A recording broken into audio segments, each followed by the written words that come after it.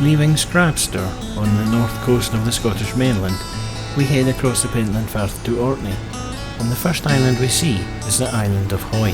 Hoy means high island in Old Norse, and it certainly lives up to its name. Where Orkney is generally low-lying and flat, the Ward Hill on Hoy is over 479 metres high and sits at the north end of the island. Hoy is Orkney's second largest island, and it is 10 miles long and 5 miles wide. All of this means that most of Orkney is hidden from view behind this giant. The sea cliffs of St John's Head are the highest sea cliffs in Britain and measure 351 metres. The Old Man of Hoy is one of Orkney's most famous landmarks, and it stands proudly off the west coast of Hoy.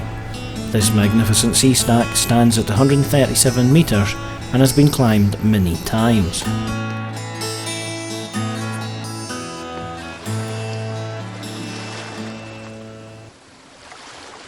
Our trip to Hoy starts at the ferry terminal of Houghton in Orford on the Orkney mainland. The ferry runs constantly during the day and takes about half an hour. Scapa Flow was an important base for the Royal Navy Grand Fleet in 1914. In 1919 the German High Seas Fleet were taken to Scapa Flow after their surrender. 74 of their ships were scuttled in the June of that year. Many of the wrecks still lie on the seabed and are an attraction for divers.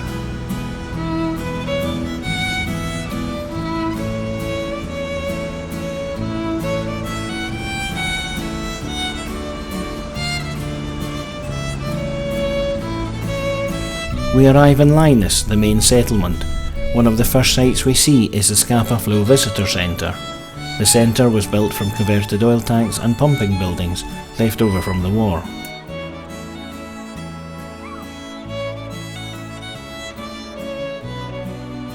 There are many exhibits inside and out, including this 150mm main gun from the salvaged German cruiser Karlsruhe.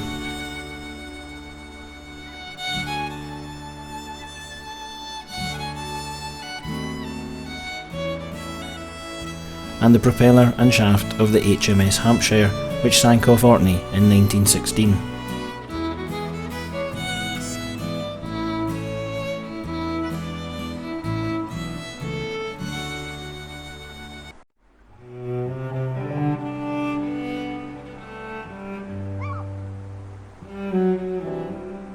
The Longhope Lifeboat Museum is situated on South Walls, not far from the Aire that connects South Walls to Hoy. Originally built as a lifeboat station which opened in 1834, it is now home to the Thomas McCunn.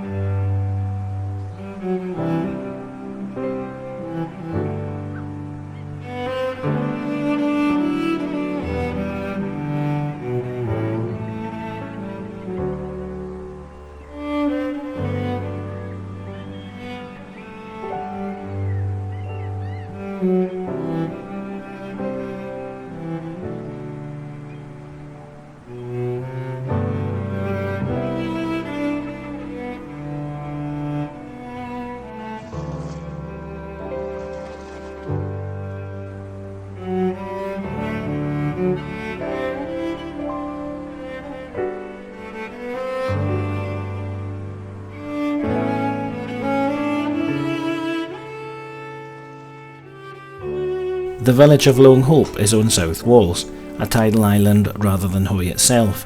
The two are connected by a sand air and a causeway built in World War II. The current lifeboat is stationed here.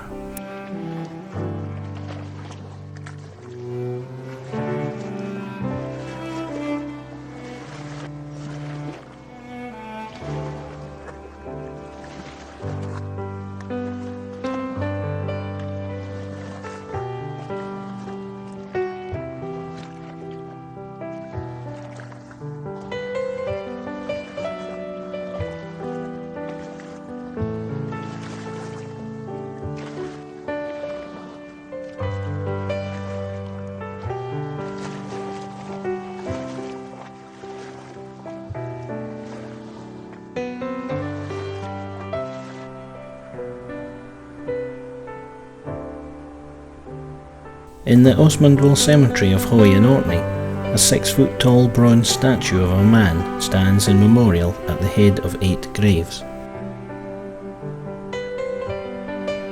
These are the graves of the crew of the Longhope lifeboat TGB, which was lost at sea in a gale in March 1969 when she went to the aid of the Liberian steamship Irene when she ran aground on South Ronaldsay.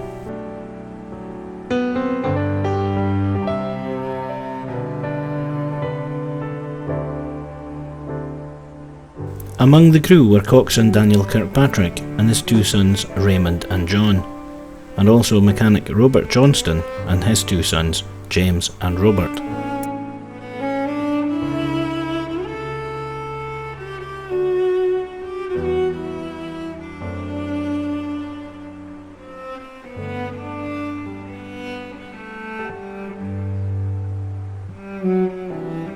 The statue, modelled by Ian Scott, was unveiled by Her Majesty Queen Elizabeth, the Queen Mother, in August 1970, and he gazes out to sea as if scanning the horizon for the boat and her crew returning safely.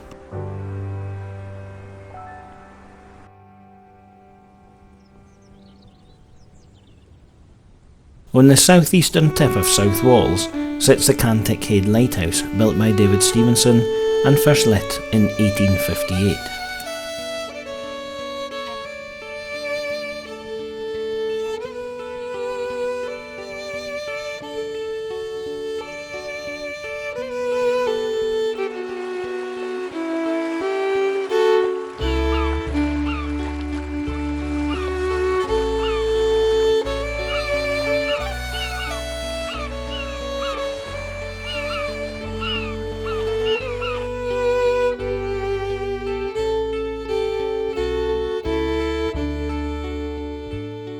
In the 1700s, after her lover, a sailor, left Hoy never to return, Betty Corrigall discovered she was pregnant.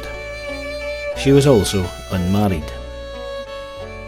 This distressed her, and she tried to commit suicide by drowning herself. But she was saved, only to successfully hang herself in the byre later. At this time, suicide was a worse sin than being an unmarried mother, and she could not be buried in consecrated ground. So she was buried in open moorland in an unmarked grave and forgotten about, until being discovered in the 1930s, and reburied here with a headstone. Hers is now one of the most visited graves in Orkney.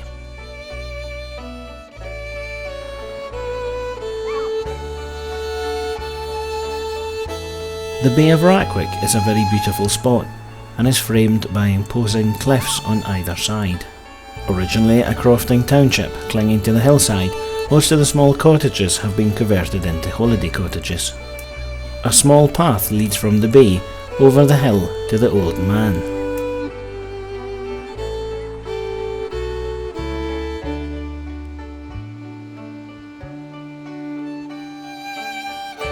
There is a small amount of fine sand on the boulder-strewn beach.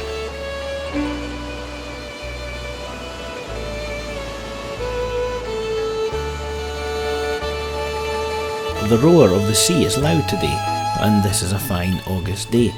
Imagine what it would be like in a westerly January gale.